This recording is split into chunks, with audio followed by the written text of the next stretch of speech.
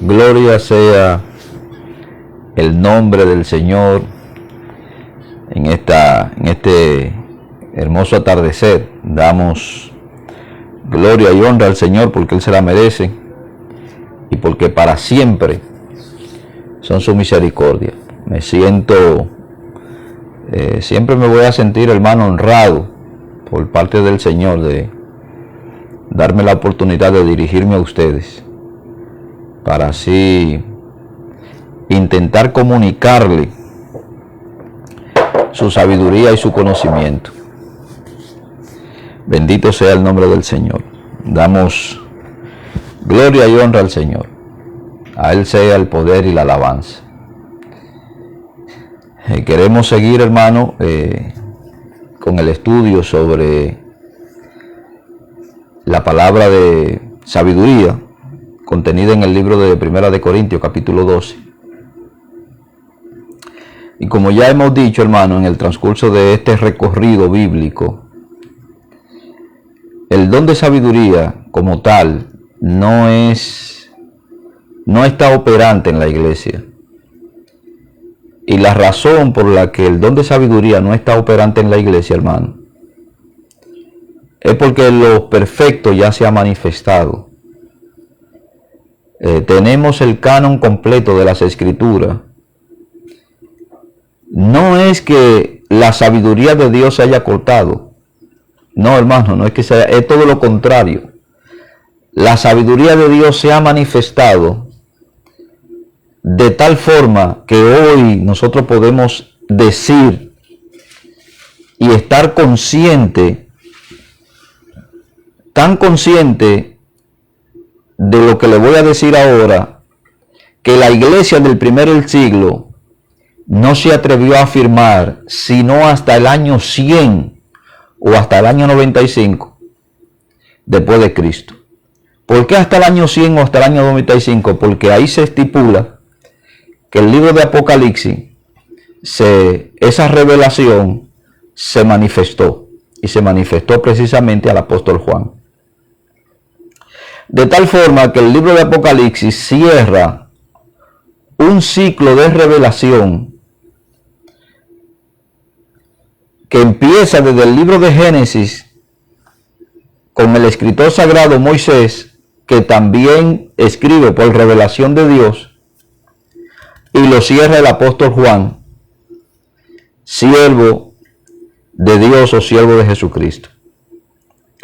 De tal forma que hoy nosotros podemos hablar y comparar y analizar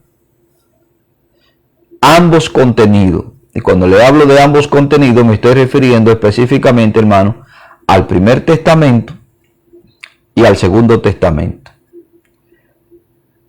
El Primer Testamento no tuviera ningún sentido ni razón de ser si el Segundo Testamento no le arrojara la luz que le arroja para poder traer a la claridad los temas o las enseñanzas que el Primer Testamento plantea. De tal forma que se hizo necesario o se hicieron necesarios varios dones y varios ministerios para traer esta luz, esta iluminación del Primer Testamento. Cuando yo le hablo, hermano, de varios dones, me estoy refiriendo específicamente al don de palabra de sabiduría, al don de ciencia, e inclusive al hablar en lengua y a la interpretación de lengua, al don o ministerio profético y al don o ministerio del apostolado. Como ya está completo el canon, hay muchos dones que tuvieron su importancia en el primer siglo de la iglesia y que nos hemos propuesto, hermano, mostrar por las escrituras, tanto por argumento escritural como por argumento histórico, que esos dones tuvieron operativo en el primer siglo y que dejaron de estar operativos después que se completó lo que hoy nosotros llamamos Biblia, que viene del término biblio o biblioteca, colección de libros. En esa colección de libros nosotros tenemos, hermanos, planteado todos los argumentos, la metódica, la forma, las fórmulas en que cómo Dios iba a venir obrando e iba a venir plasmando el proyecto que Él planificó desde antes de la creación del mundo, desde antes de los siglos y las edades, para que en parte nosotros pudiéramos comprender. Hay cosas naturalmente que son difíciles de entender en las Escrituras. No que no tengan una explicación, sino que son difíciles de entender. Y como nosotros hemos explicado, aquí no voy a incluir la palabra misterio porque en la Biblia no existen misterios. Todos los misterios de la Biblia han sido revelados y han sido puestos a la luz. Ahora, la sabiduría que el pueblo de Dios tiene que adquirir es la sabiduría escritural. Como ya el don dejó de ser, hermano, y el don, me atrevo a decir, no que no se manifestara en la iglesia de los Corintios, porque Pablo dice que había abundante y que ellos abundaban en los dones. Me atrevo a asegurar que este don era específicamente o trabajaba entre los apóstoles y los profetas. Como nosotros lo vamos a ver, como Pedro hace alusión de esa palabra y se la adjudica concretamente a los escritos o al apóstol Pablo. Explicamos, hermano, y yo espero que usted siga la frecuencia de esto, porque quizás si usted se conecta ahora o alguna persona que se haya conectado ahora o esté viendo esta locución, si no ve la locución pasada, posiblemente no vaya a entender o quede un poco oscuro sobre lo que yo estoy hablando. Expliqué, hermano, lo que Santiago dice en el capítulo 3, verso 17, con respecto a la sabiduría de lo alto. Y creo, hermano, que este es un termómetro para nosotros podernos medir nosotros mismos, como ministros, como miembros del cuerpo de Cristo, podernos medir y tomar la temperatura si realmente nosotros estamos siendo guiados por esa sabiduría que Santiago presenta en el capítulo 3, verso 17 de su mismo libro. Dice Santiago, pero la sabiduría que es de lo alto, la que viene del cielo, acuérdese que Santiago también plantea que hay tres clases de sabiduría: la sabiduría de lo alto, la sabiduría del hombre y la sabiduría diabólica. El hombre es influenciado por la sabiduría diabólica, pero también el hombre es influenciado por la sabiduría de lo alto que le ha sido dado a la iglesia de Jesucristo. No le ha sido dada al mundo, ni le ha sido dada a todo el que está dentro del templo, le ha sido dada a la iglesia de Jesucristo. Y yo espero que usted sepa hacer una diferenciación o una diferencia entre lo que es ser parte de la iglesia de Jesucristo y ser parte de una congregación. Hay una gran diferencia entre ser parte de Jesucristo y ser parte de una congregación. Entonces, Santiago dice, pero la sabiduría que es de lo alto, la que poseen lo que son parte de la iglesia, parte del cuerpo de Cristo, es primeramente pura, y eso lo explicamos, es pacífica, es amable, benigna, llena de misericordia y de buenos frutos, sin incertidumbre y sin hipocresía.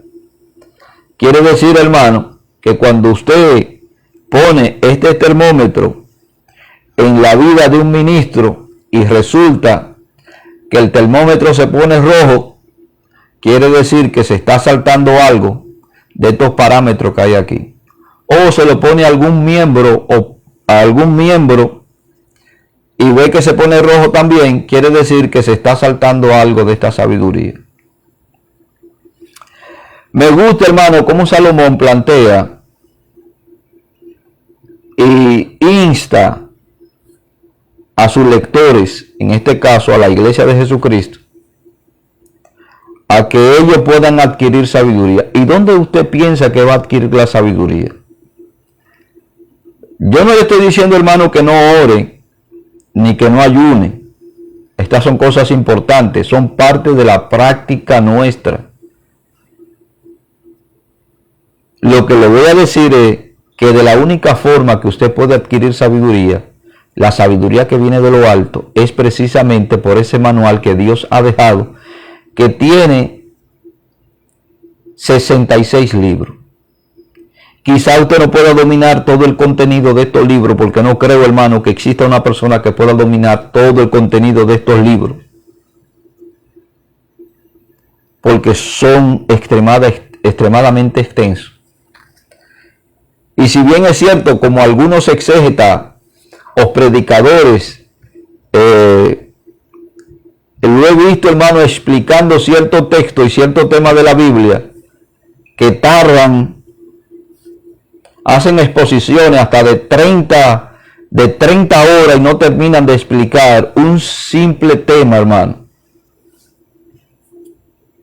Usted sabe lo que da unas enseñanzas de 30 horas, quiere decir que son 30 mensajes cada uno de una hora, explicando y abundando sobre lo mismo.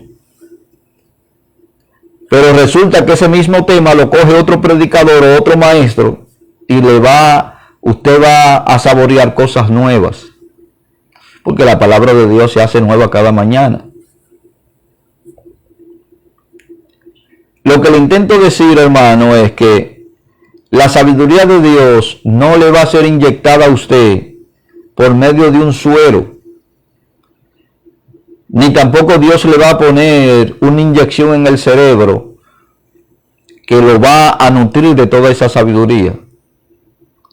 Ese tiempo, hermano, ya pasó. No quiere decir que Dios no le pueda dar Dios es soberano y Él actúa como Él quiere, según la circunstancia en la que nosotros nos podamos encontrar, o algún miembro del cuerpo de Cristo se pueda encontrar. Porque Él es el que da la sabiduría a los sabios, da la ciencia a los entendidos, como lo dice Daniel. Es Él. Pero a la iglesia de Cristo le ha dado, hermano, esos 66 libros para que nosotros los leamos, para que nosotros los estudiemos, para que nosotros investiguemos, para que nosotros meditemos en ello, en lo que dicen. No que dé una lectura de la Biblia por compromiso, sino que dé una lectura, hermano, saboreando lo que dice, meditando, reflexionando. No lea como el que está dando una noticia.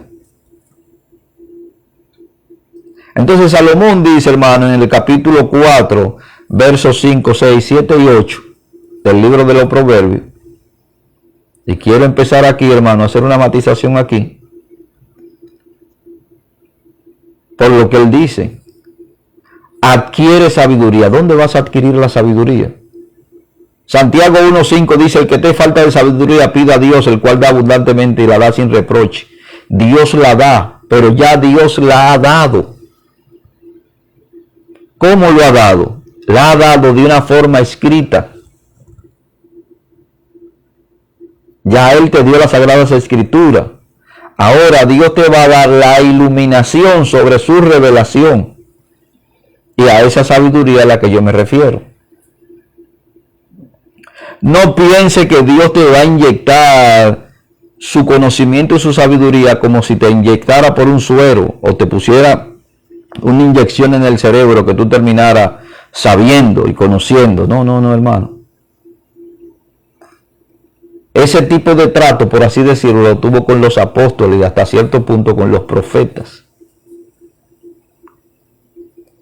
Y tenemos en el Primer Testamento profetas, escritores que fueron capaces de escribir lo que Dios le mostró para que nosotros pudiésemos conocerlo. Pero también Dios dotó a ciertos escribas y a ciertos hombres para que ellos narraran la historia de los profetas que no son escritores, para que hoy no quedara a nosotros. Y desde el Segundo Testamento, Nuevo Testamento, la mayoría de los libros tienen sus escritores, que tienen que ver, hermano, con la iglesia de Jesucristo, tiene que ver con los apóstoles, y tiene que ver con personas influyentes que el Espíritu Santo dotó y capacitó para que pudieran escribir. Y escribieron tanto para ellos como para nosotros. Ahora, si la escribieron para ellos y la escribieron para nosotros, quiere decir que aquí está contenida la sabiduría de Dios, que Dios ha preservado, hermano, durante tanto tiempo. Él ha preservado las escrituras. Porque así como usted tiene un enemigo que lo quiere matar, que es Satanás, también las escrituras han tenido sus detractores que han querido destruir, han querido impedir, hermano, que este libro se divulgue o se divulgara por los distintos continentes. Y la divulgación de este libro por los distintos continentes costó, hermano, precio de muchas vidas, de muchos hombres y mujeres de Dios que arriesgaron y que siguen arriesgando sus vidas para seguir llevando como traficante la Biblia en países donde está prohibido portar una Biblia. El portar una Biblia significa, hermano, un símbolo de muerte en ciertos países, como en Arabia Saudita, como en la misma China y otros países, hermano, de religión musulmana. Entonces, si Dios ha preservado, le ha dado ese valor tan grande que tiene la Biblia y la ha preservado hasta nuestros tiempos, significa que la sabiduría de Dios y lo que usted tiene que saber con respecto a la revelación de Dios, con respecto a la revelación de Dios en Cristo, porque ahí están contenidos todos los misterios, usted lo sepa, usted lo conozca.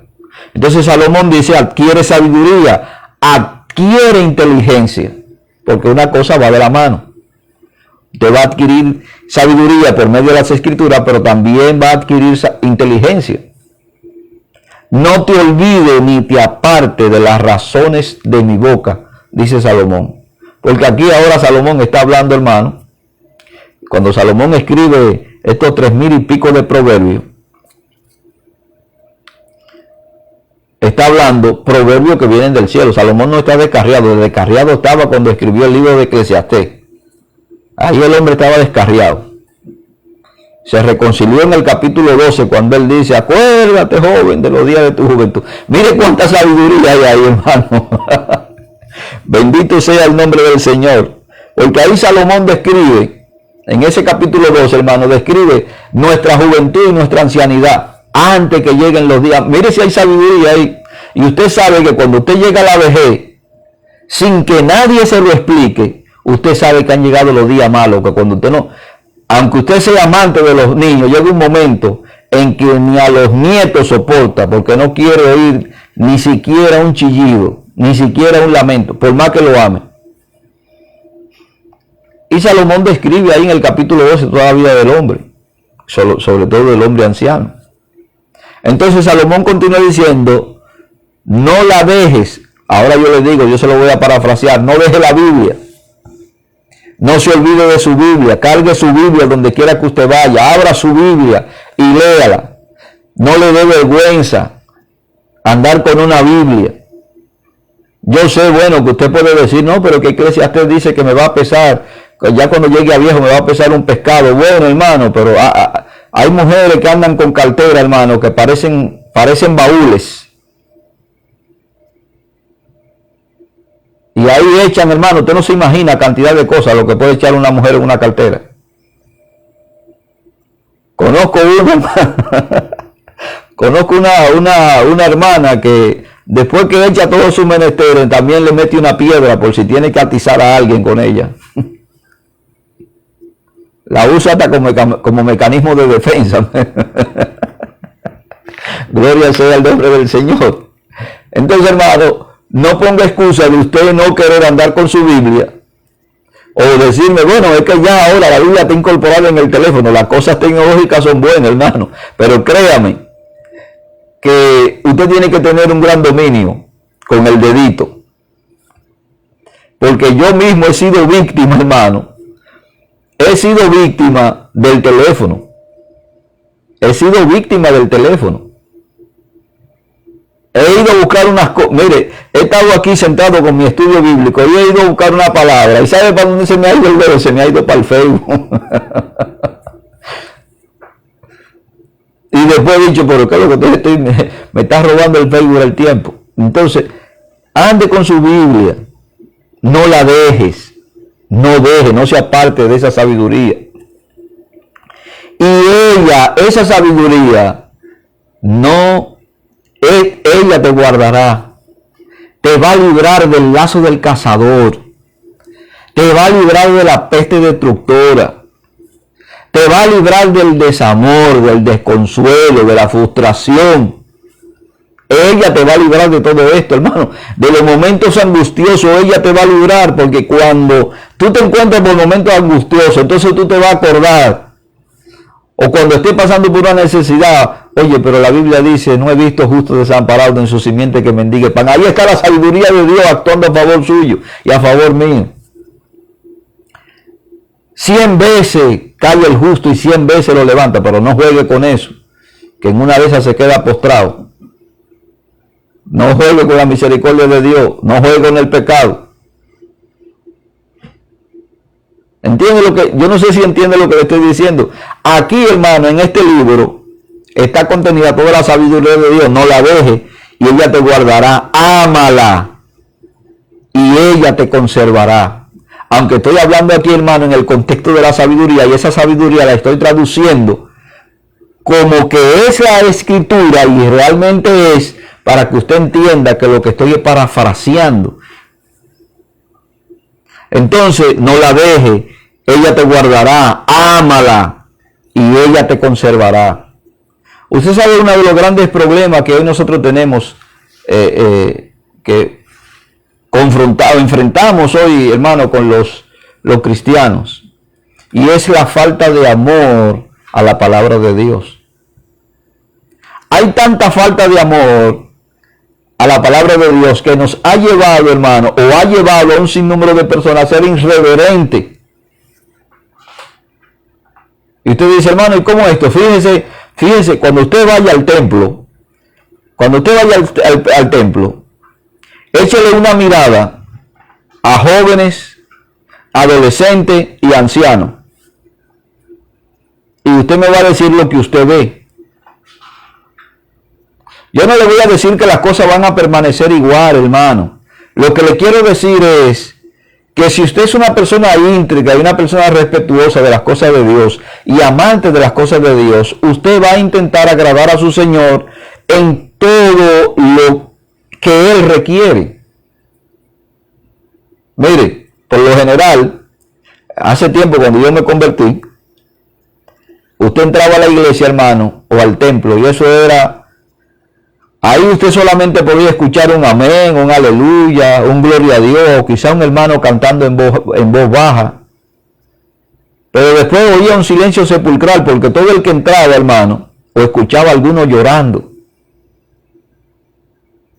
quebrantado en el Señor, porque todos iban para el altar o se metían en un rinconcito a orar hasta que empezara el culto, pidiéndole a Dios que le hablara, que le ministrara, que le diera fortaleza, clamando a Dios por los descarriados, por los que están presos, por la sociedad, por los hogares, por los borrachos, por la prostituta. Esas eran las oraciones que usted oía, hermano. Ahora entre a un templo ahora. Y lo primero que usted se va a dar cuenta es que comienzan a hacer grupitos. Empiezan por el saludo y después no hay quien lo calle. Y hay quienes están solos mirando el Facebook dentro de la iglesia, dentro del templo. ¿Usted sabe cómo se llama eso? Eso se llama irreverencia y tenerle desamor a las cosas de Dios. Eso se llama así, hermano. Pero solamente tiene que fijarse cuando usted vaya al templo. No es que no salude a su hermano, hermano. Salúdelo. Pero usted vaya a lo que usted va. Ahora todos tenemos un aparato celular. Todos tenemos un aparato celular. Si usted quiere saber de su hermano, no espere ni siquiera llegar al templo. Usted lo llama. Mi hermano, ¿cómo estás? Dios te bendiga. ¿Cómo te sientes? Y claro, van a haber personas que quizás usted no tenga tiempo de llamarlo, que lo ve, le dé un abrazo, hermano, qué bueno que viniste, qué tal. Y eso es bueno, eso es convivencia. Pero después usted vaya a lo que usted va. Usted salió de su casa con el propósito de adorar y bendecir el nombre del Señor y compartir con los hermanos. Salúdelo, pero vaya a lo que usted va. Ahora Salomón dice, sabiduría ante todo. Mire, antes que el Instagram, que el Facebook, que el YouTube, antes que el hermano, antes que el trabajo, sabiduría ante todo. Para todo en la vida nosotros necesitamos la sabiduría de Dios, hermano, para poder estar triunfante.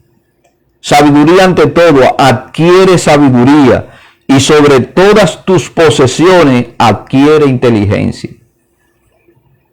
Engrandécela. Engrandécela y ella te engrandecerá. Ella te honrará cuando tú la hayas abrazado. ¿Usted quiere dar buenos consejos? ¿Usted quiere ayudar a la gente? Sea una persona amante de la palabra de Dios. Y eso lo va a llevar a usted a mostrar realmente la sabiduría y el amor de Dios que ha sido depositada en nuestros corazones. Como dije, hermano, la semana pasada, hay un filósofo romano del siglo, un siglo antes que Jesucristo, Cicerón. Y Cicerón dice, hermano, escuche, oye lo que dijo este filósofo. Él dijo que lo más valioso que los dioses le han dado a los hombres es la sabiduría. Claro, él está hablando en su... Este filósofo no era cristiano. Él está hablando desde el punto de vista del monoteísmo, del politeísmo, de la adoración de muchos dioses. Y él dice que lo más importante que los dioses le han dado al ser humano es la sabiduría. Ahora, entre todos esos pueblos, griego, romano, babilónico, egipcio, pueblo, hermano, que marcaron una era en aspecto de civilización y de desarrollo. De ende, muchos de los inventos que nosotros tenemos hoy vienen precisamente porque aquellos lo empezaron. Aquellos no eran más bobos que lo de ahora, no eran más tontos, como algunos quieren decir. Muchos de los inventos que nosotros tenemos hoy se los debemos a ellos. Pero hay un solo pueblo que llevó esa sabiduría y la tradujo a algo práctico. Pero fueron los hebreos los que claramente comprendieron que la verdadera sabiduría no era intelectual, no era de la mente,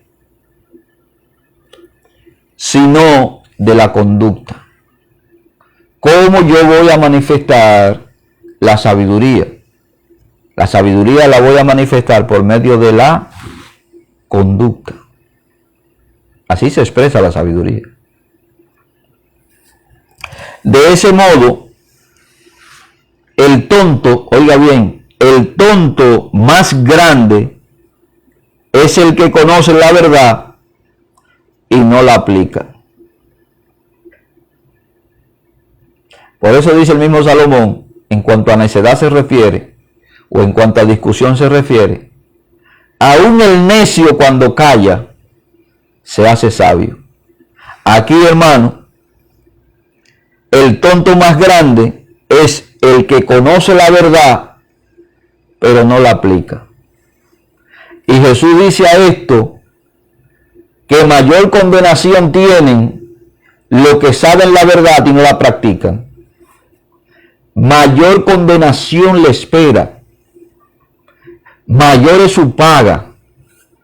Mayor es su carga de conciencia de haber conocido la verdad y no llevarla a la práctica. Pero los judíos, o para los judíos, la sabiduría era la habilidad para vivir rectamente. Esto es lo que Salomón, lo que yo le leí arriba en el capítulo 4, era lo que Salomón estaba diciendo, hermano, lo que yo le estoy diciendo con respecto al pueblo judío. No la olvides ni te apartes de ella, ni de las razones de mi boca. Para este pueblo, hermano, para ellos, era la habilidad de vivir rectamente. A mí me gusta, hermano, me gusta como lo dice Daniel.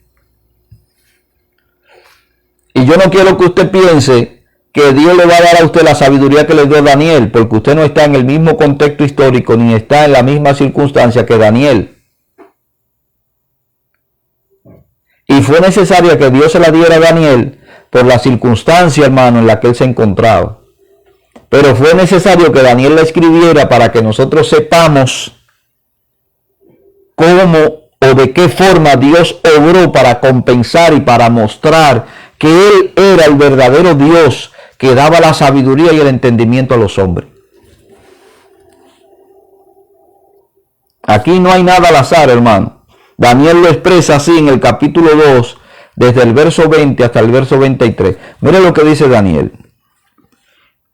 Y Daniel habló y dijo: sea bendito el nombre de Dios de siglo en siglo, porque suyo es el poder y la sabiduría.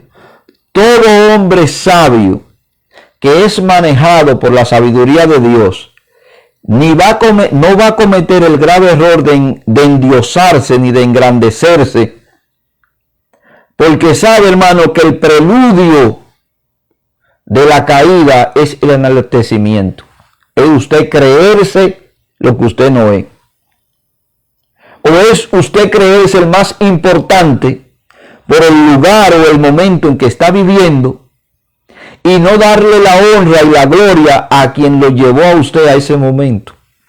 De ahí que yo siempre voy a decir esto, hermano.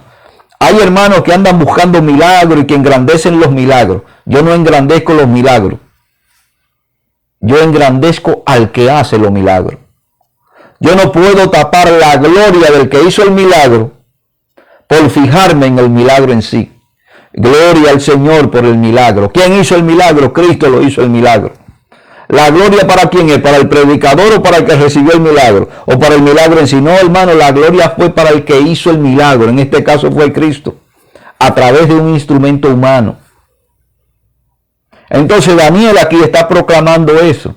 El hombre de Dios que tiene la sabiduría de lo alto y que vive por la sabiduría de lo alto, siempre va a confesar el nombre de Dios y a poner el nombre de Dios donde merece estar todo el tiempo, que es en lo alto.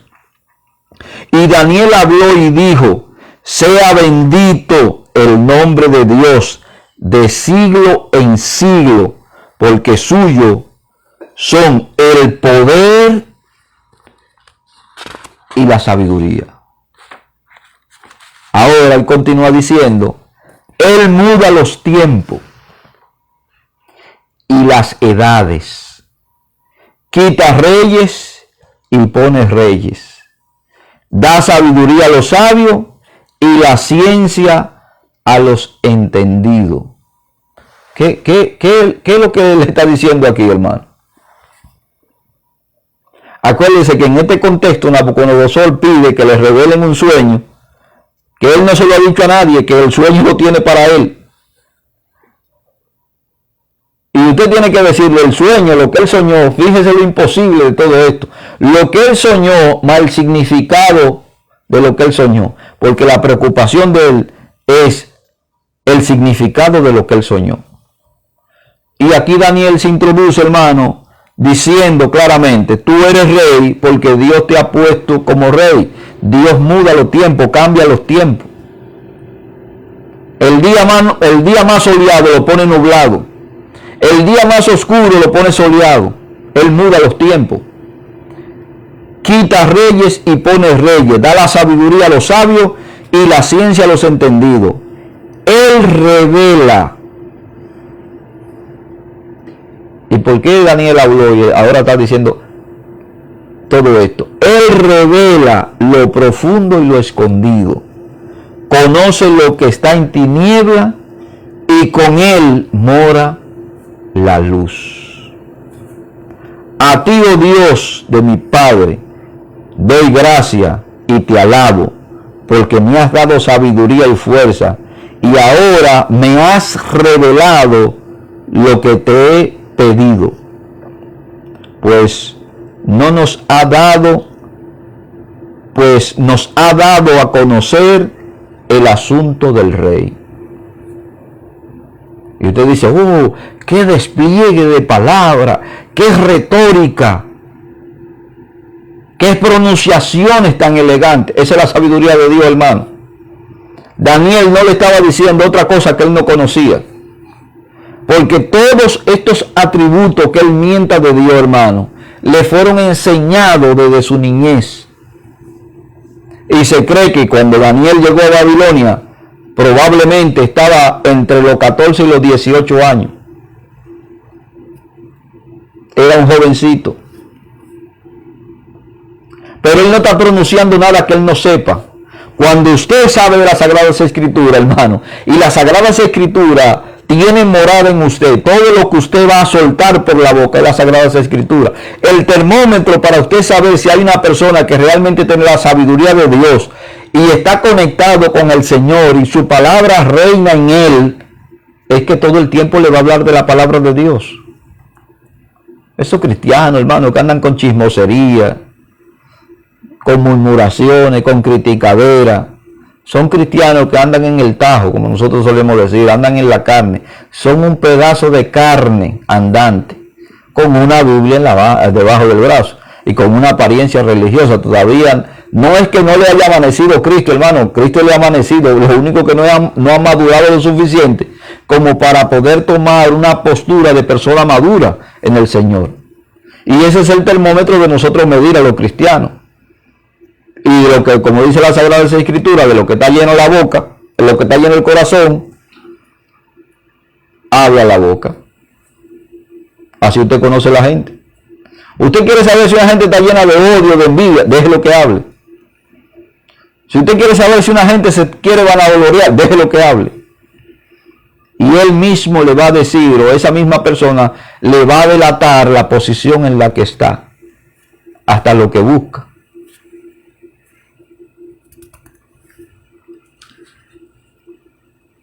Me gusta, hermano, cómo Daniel expresa todos estos atributos del Señor y todo lo que el Señor hace. Pero también me gusta lo que el apóstol Pedro dice en el capítulo 3, verso 15 de Segunda de Pedro. Y ese pasaje tiene un paralelo con Romanos 2:4. Tienen la misma palabra. Es como si Pedro hubiese leído la carta a los romanos y hubiese tomado esta parte de ahí y la hubiese plasmado aquí. Mire lo que dice Pedro de Pablo. Por eso le estoy diciendo, hermano, que esto era un don apostólico. El don de sabiduría tenía que ver con los apóstoles, tenía que ver con los profetas.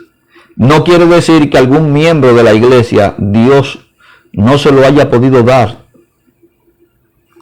Pedro dice: y tened entendido que la paciencia de nuestro Señor es para salvación. Ahora yo le voy a explicar esto, hermano. Voy a intentar explicarle esto lo más sencillo posible. Mire, hay muchas personas que nos dicen a nosotros y se ríen de nosotros y se mofan de nosotros diciéndonos que hace ya más de 2000 años que Cristo dijo que los apóstoles dijeron que Cristo iba a venir y Cristo no ha venido. No se sienta ofendido cuando una persona trata de ridiculizarlo a usted por la fe que usted tiene, por la esperanza que usted alberga en su corazón. Esas personas son dignos de lástima o de misericordia. Porque aquí el apóstol Pedro, quien escribe ahora bajo la inspiración del Espíritu Santo, dice, y tened entendido, o tengan entendido, que la paciencia de nuestro Señor es para salvación. Quiere decir que Dios tiene paciencia con los pecadores, por lo cual Él no se ha manifestado. Porque su paciencia le da la oportunidad de que otros vengan a los pies del Señor. Eso es lo que Pedro le está diciendo. La paciencia del Señor, hermano, es para salvación. Posiblemente, hermano, si Cristo hubiese venido, muchas de las personas que nosotros conocemos hoy no hubiesen sido salvas. O posiblemente, si la muerte lo hubiese sorprendido, muchas de las personas que nosotros sabemos que se han convertido en estos últimos tiempos no hubiesen podido ser salvas. Y eso es lo que Pedro está diciendo aquí. La paciencia del Señor es para salvación, pero la paciencia tiene un límite. Toda paciencia tiene un límite. Y aquí vamos caminando, hermano, en el cronómetro y tiempo del Altísimo. Como también nuestro amado hermano Pablo. Y me gusta esa partecita ahí, hermano, de amado.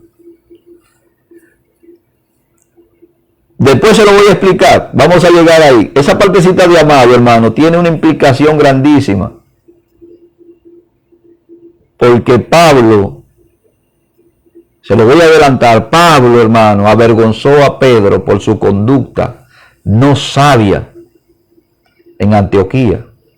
Lo reprendió públicamente al gran apóstol Pedro.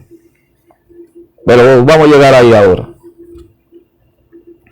Como también nuestro amado hermano Pablo, según la sabiduría que le ha sido dada, os ha escrito. Usted sabe la implicación que tiene ese texto, hermano. Yo me reía solo cuando yo estaba analizando este texto, por la gran implicación que tiene. 3 puntos a resaltar aquí. Número 1, como también nuestro amado hermano Pablo. Empiezo por ahí. Y todo esto, hermano, a pesar de que Pablo había reprendido públicamente a Pedro en Antioquía por actuar de manera hipócrita o no sincera. Y usted dice, acuérdense que yo le leí a Santiago, capítulo 3, verso 17, que la sabiduría de lo alto es sin incertidumbre y sin hipocresía. ¿Usted se acuerda que le leí eso? Pues mire, el apóstol Pedro, escúcheme, el apóstol Pedro tenía la sabiduría de lo alto, tenía la iluminación de lo alto, de ende fue el apóstol que Dios utilizó para abrirle la puerta al gentilismo. Fue el apóstol que llevó el evangelio a los gentiles.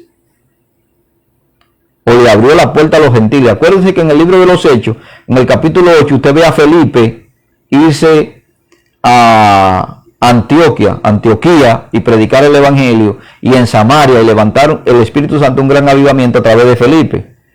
Pero no es Felipe quien introduce el gentilismo a la iglesia, sino que es Pedro, que tiene la llave, no del cielo, la llave para abrirle la puerta a los gentiles. Y le abre la puerta a los gentiles en ese famoso concilio que se celebra allí, hermano, en el capítulo 11, 12 y 13 del libro de los Hechos. Escúcheme, que a eso se aplica la sabiduría de lo alto. Y cuando está esa discusión de quererle poner a los gentiles los ritos de la ley, de la circuncisión y otras cosas, Pedro dice, hermanos, acuérdense que Dios lo visitó a ellos como nos visitó a nosotros. Y nos hizo ver, allí los que fueron con Pedro, hermano, venían de la secta de los fariseos. Y Dios le hizo ver a ellos que Dios no hacía acepción de personas en Cristo entre los gentiles y los judíos. Y Pedro introduce, ahora en la misma Antioquía se da la circunstancia, hermano, que Pedro está compartiendo con los gentiles y Pedro está suelto con toda su algarabía, pero cuando llegan los judaizantes, que también eran parte de la iglesia, una parte de ellos, hermano, que era de la secta de los fariseos, Pedro entonces se aleja de los cristianos gentiles por miedo a ellos, y Pablo se ve en la obligación de tenerlo que reprender públicamente. Ahora, fíjense lo que yo le estoy hablando. Pablo, siendo un miembro casi irreconocido, no que no tuviera su influencia, pero no es lo mismo. Usted dice, bueno, si es por asunto de categoría, o si es, como se suele decir aquí, por señoría, Pedro está en más alto grado que el apóstol Pablo, porque anduvo con el Señor, durmió con el Señor, escuchó la voz del Señor. No quiere decir que Pablo no escuchara la voz del Señor, porque Pablo dice que todas las revelaciones las recibió del Señor y todas las instrucciones las recibió del Señor. Pedro tuvo la oportunidad de comer con el Señor, de recibirle, hermano, en la carne, de acostarse en sus hombros, de tocar sus manos, de lavarle los pies, de compartir el pan con él. Sin embargo, mire lo que Pedro dice aquí. Mire lo que Pedro está diciendo. El amado hermano Pablo. Pedro no guardó rencor, ni fue un hipócrita de decir el amado el Pablo, recordándose, esa tú me la vas a pagar, la que me hiciste allí, la vergüenza que me hiciste pasar. No, porque la sabiduría de lo alto no guarda ese tipo, no comete ese tipo de fechoría, por así decirlo. Hay cosas que son reconciliables, hermano. Hay que pedirse perdón, se pide perdón. Hay una ofensa por el medio, se pide perdón, hermano. Y se olvida esa ofensa. No estamos todo el tiempo poniendo el dedito sobre la llaga. Y eso es lo que Pedro está haciendo aquí. Pedro, hermano, se refiere aquí. El amado hermano Pablo.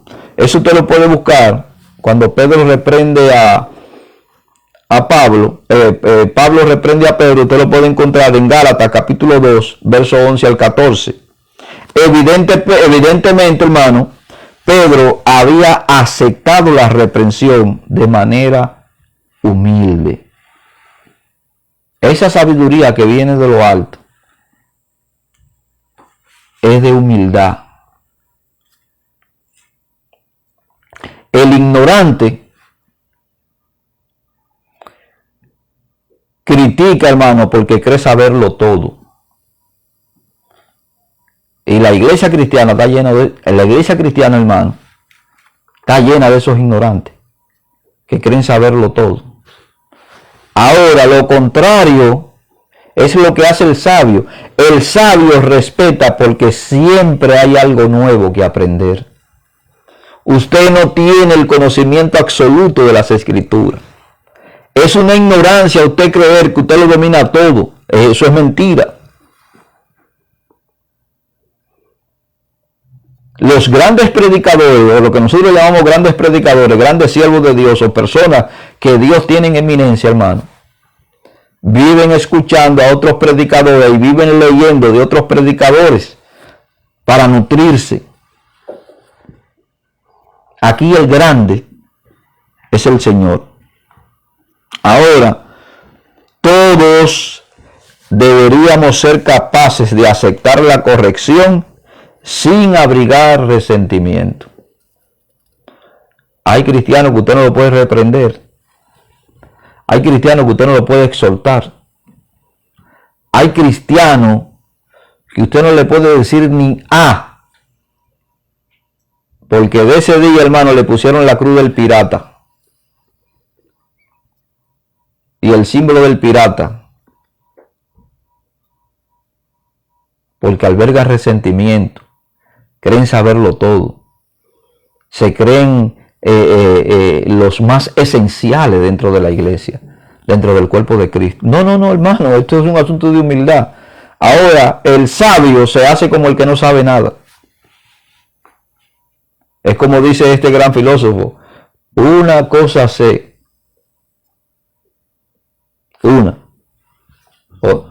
que nada sé. Los filósofos se viven estudiando uno a otro, hermano. Y uno de los más grandes filósofos de todos los tiempos, dice: una sola cosa sé, que nada sé. Mire la modestia de este hombre. Y todavía aquí en el tiempo actual en las universidades se enseña sobre esto. En segundo lugar, hermano, en ese texto Pedro reconoció que Pablo le había sido dada sabiduría. Ese don de sabiduría, hermano, le fue dado al apóstol Pablo para que pudiera escribir y entender y traernos, hermano, la iluminación sobre esa revelación que Dios le dio a él. Según la medida de la inspiración divina, por lo cual fue calificado para la obra de Dios y por la que ha sido capaz de penetrar en las profundidades del Señor. Fue ese mismo apóstol Pablo que dijo, hermano, que habían cosas inefables en el cielo que él no era capaz ni de explicarle, que le fueron prohibidas hasta cierto punto hablarla. Toda esa revelación que usted ve en esas 13 cartas o epístolas que el apóstol Pablo escribió, hermano, con excepción inclusive hasta las cartas personales, como la que tenemos ahí de Filimón, que Pablo le escribe a Filimón para que acepte a Onésimo, hermano, que era un esclavo fugitivo, que Pablo se encontró con él preso en Roma, y que luego este esclavo le confesó al apóstol Pablo, y Pablo, hermano, le escribe esta carta a Filimón sobre Onésimo, que fue uno de los grandes pastores de su tiempo. Este esclavo, hasta esas cartas pastorales, hermano, están llenas de la sabiduría y impregnadas de la sabiduría de Dios. Y usted muchas veces rechaza las Sagradas Escrituras. Tiene más deleite por un programa. Hermano, mire, hay programas que son programas educativos que le ayudan a usted a una buena formación, a una orientación. No le digo que no oiga noticias, seleccione la noticia que usted va a oír, porque las noticias que están dando, hermano, lo que llevan al hombre es a la depresión. Porque condicionando al hombre para el fatalismo que están. Son desinformativas en todo el sentido de la palabra. Pero dele prioridad a la palabra de Dios. Observen aquí, hermano, que Pedro iguala, oiga bien, Pedro iguala las cartas de Pablo con las otras escrituras, es decir, con el primer testamento. Lo que Pedro está diciendo aquí, hermano, es que él ha puesto en la misma balanza los escritos, los 39 libros del primer testamento, y la está pesando con la carta que el apóstol Pablo ha escrito, la cual indica que Pedro consideraba que los escritos del apóstol Pablo eran, como lo son, palabra de Dios.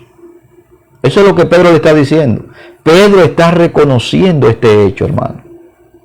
Y si él, del quien nosotros hablamos tanto, del apóstol Pedro, el hombre robusto, el hombre impulsivo, el hombre que abrió, hermano, la entrada del gentilismo a la iglesia, el hombre que dio el primer sermón, que dio el segundo sermón, que se añadieron 8,000 personas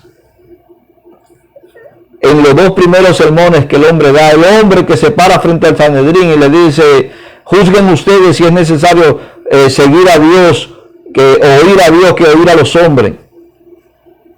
El hombre que fue encarcelado, hermano, que fue liberado. El hombre que según los historiadores dicen que no fue digno de morir como su Señor, sino que murió crucificado con la cabeza hacia abajo. Ese mismo hombre, hermano, es el que está poniendo en una balanza las escrituras del apóstol Pablo en un paralelo con las escrituras de Moisés, de Daniel, de Ezequiel, de Isaías, de Jeremías, de Amós, de Malaquía, de Miquea, de todos esos profetas, hermanos, y escritores del primer testamento. Eso es lo que Pedro está diciendo aquí. Note también que Pedro consideraba que lo que Pablo escribió en las epístolas y con respecto al fin de los tiempos era difícil de entender. Todavía, hermano, al tiempo de hoy, son tan difíciles de entender porque cuando usted va al libro de Eclesiastés, por ejemplo, que le dice que todavía no se ha manifestado lo que tiene que manifestarse porque hay alguien que lo retiene al presente. Y todavía hay una discusión, hermano, con respecto a ese texto, que si es el Espíritu Santo, que si es la iglesia, que cuando la iglesia sea quitada, que se va a manifestar el anticristo, que cuando el Espíritu Santo sea... Todavía hay una discusión al tiempo de hoy. Mire si hicieran difícil de entender. Y él continúa diciendo, hermano, que los indoctos de su tiempo lo torcían. Esto debería ser un consuelo, hermano. Era difícil de entender, inclusive para el apóstol Pedro en su tiempo. Y esto debería ser un consuelo para cada uno de nosotros que trata de interpretar los escritos de Pablo sobre la venida de Cristo. Eso debería ser un consuelo para nosotros. Oye, eran tan difíciles de entender que Pedro en su tiempo se pronunció de esta forma. El que nosotros no podamos entenderlo, oiga, siéntase conforme. Pero siéntase satisfecho de que usted ha leído la Biblia y ha investigado la Biblia. Y si no la ha podido investigar porque quizá no requiere ni del tiempo ni de los recursos, por lo menos la está leyendo. Siéntase satisfecho sobre esto. Siéntase honrado sobre esto. Incluso Pedro la encontraba difíciles. Eso es lo que Pedro está diciendo. Y en tercer lugar, bendito sea el nombre del Señor. Y con esto voy a concluir, hermano. Los lectores de Pedro, nosotros sabemos por lo que él está diciendo aquí, hermano, que evidentemente habían leído una o más de las epístolas que el apóstol Pablo había escrito. Sin embargo, Pedro dice que debido a esto, algunas personas son indoctos. Aquí la palabra indocto, hermano, no es la misma palabra que aparece en el libro de Primeras de Corintios. Esta palabra indocto e inconstante que aparecen aquí, que tuercen las escrituras para su propia perdición. Los indoctos, hermano, y con esto voy a concluir, se refiere a uno cuya mente no está entrenada ni disciplinada en los hábitos de la enseñanza. Y de esos, hermanos, está la iglesia de Cristo, así mire, llena de personas indoctas, con título y todo. Porque hay quienes se titulan apóstoles, se titulan profetas, se titulan pastores, se titulan maestros, se titulan hasta patriarcas. Y serafines. Oiga bien, y otros ahora se están dando el nombre hasta de serafines. Ay, gloria al Señor. Entonces, hermano, Pedro dice que algunos indoctos tuercen. Usted que me está escuchando puede ser uno de esos. Yo, hermano, créame, y le pido a Dios constantemente que me ayude a hablar lo que yo he investigado. No soy de lo que digo, abre tu boca que el Señor te la llenará, hermano, aunque en un tiempo lo creí. Y me subía a mí, hermano, en los púlpitos y abría la Biblia. Y a veces veía un verso bíblico, de esto voy a predicar. Y cuando arrancaba, hermano, decía cualquier cosa menos lo que el texto decía. Y la gente abajo gozándose, hermano, tremendo mensaje. Imagínense, un ciego predicándole a otra partida de ciegos. Porque si usted dice un amén, o dice un gloria a Dios, o dice un aleluya, hermano, cuando un ciego le está predicando, usted es tan ciego como ese que le está predicando. Entonces Pedro dice aquí, hermano, que muchos indoctos tuercen, y yo le estoy dando la traducción aquí, hermano, de lo que significa esa palabra en ese contexto. Esa palabra indocto se refiere a una persona cuya mente no está entrenada ni disciplinada en los hábitos de la enseñanza. Usted puede tener el hábito de leer la Biblia, y eso es bueno, gloria al Señor por eso. Y claro, lea la Biblia sobre cualquier otro libro, pero lea otras cosas también que le nutran el intelecto. Usted, si no está entrenado, ni tiene una disciplina en los hábitos de la enseñanza, primero adquiera esos hábitos y esa disciplina antes de subirse a un púlpito a hablar barrabasadas, porque lo que va a llevar confusión. Créame, hermano, que lo que usted puede decir desde un púlpito tiene mucha influencia. Y si lo que usted está hablando no está hablando conforme a la palabra de Dios, créame que usted va a hacer mucho daño, porque va a sembrar una enseñanza que no es la enseñanza que Dios quiere que se siembre en los corazones que lo están escuchando. Y esa persona naturalmente va a enseñar lo mal que usted le ha enseñado y lo va a seguir, y se va a formar una tradición de malas enseñanzas. No se convierte en un indocto, como Pablo le dice a Timoteo. Oiga lo que Pablo le dice a Timoteo.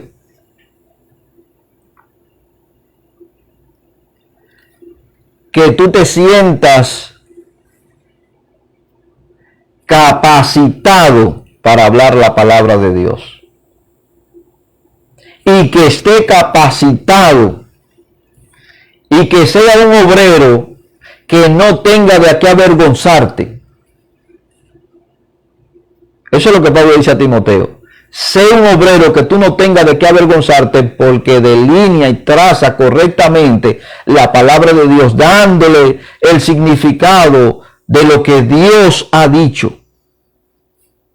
No dándole tú, poniéndole tú tu palabra a lo que Dios ha dicho.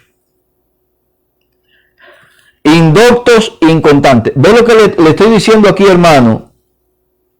Que el indocto es una persona que tiene una mente entrenada y disciplinada en los hábitos de la enseñanza. El inconstante es el que le coge la Biblia hoy, lee algo, se pone a investigarlo y después lo suelta y coge otra cosa. No son constantes en lo que están haciendo. No es una persona disciplinada en lo que está haciendo. Y al no ser disciplinado, por eso en la mayoría de las iglesias pentecostales, hermano, usted escucha que le meten 700 mensajes y usted termina no entendiendo nada de lo que le hablan.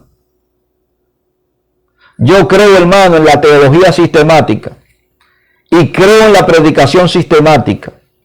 Pero sobre todo esto, hermano, yo creo en la predicación bíblica, y que tiene que estar, hermano, bajo un sistema que nosotros podamos ir creciendo gradualmente. Usted no va de primero a quinto, ni de primero a sexto, ni a octavo, ni va ni se saca el high school, el graduado escolar, o el octavo curso, como nosotros decimos, y luego va y hace el cuarto de bachiller, y luego va a la universidad, hermano. Todo es un proceso.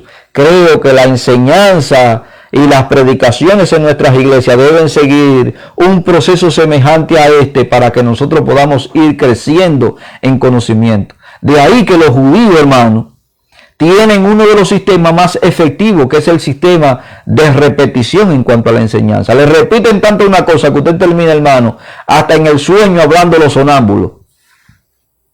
Se despierta, hermano, y sueña con estas repeticiones. Entonces nosotros debemos ser personas constantes en lo que hacemos. Sea como la gotita de agua, tanto da una gotera de agua, hermano, encima de una piedra hasta que le hace un agujero. Son los proverbios. Esos proverbios, hermano, tienen sabiduría.